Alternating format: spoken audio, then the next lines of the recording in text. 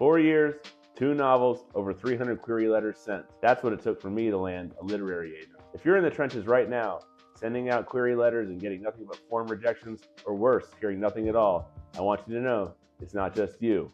This process is brutal, but it works. Let me show you how. I'm TJ Stecker. Welcome to Fireside Writer. I'm an agented crime fiction author, former Navy aviator, attorney, and I write novels about family secrets, military conspiracies, and small-town corruption set in the mountains of North Carolina. Today, I'm breaking down exactly how I got my agent, the tools I used, the mistakes I made, and what finally worked. If you're serious about traditional publishing, this is the path. Now let's get to it. Let's start with the numbers because I want you to understand what normal looks like in this business. 4 years.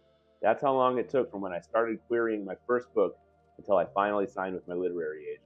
2 novels. My first novel, let's call it Redacted, queried for about 2 years, sent over 200 queries. I got a handful of requests for partials and fulls, but ultimately no offers of representation. I had a choice: keep beating my head against the wall with that first novel, or write something different. I chose the latter. I wrote my second novel, and ended up sending out almost 100 queries for that one over the next 2 years. Over 300 queries total across 2 books. And here's the thing, that's not unusual. That's actually pretty standard for most authors to land literary agents. The difference between published authors and unpublished authors isn't talent, it's persistence. You have to be willing to take the rejection, learn from it, and keep going. Now let's talk about the most important tool in my arsenal, querytracker.net. If you're querying and you're not using QueryTracker, you're making your life harder than it needs.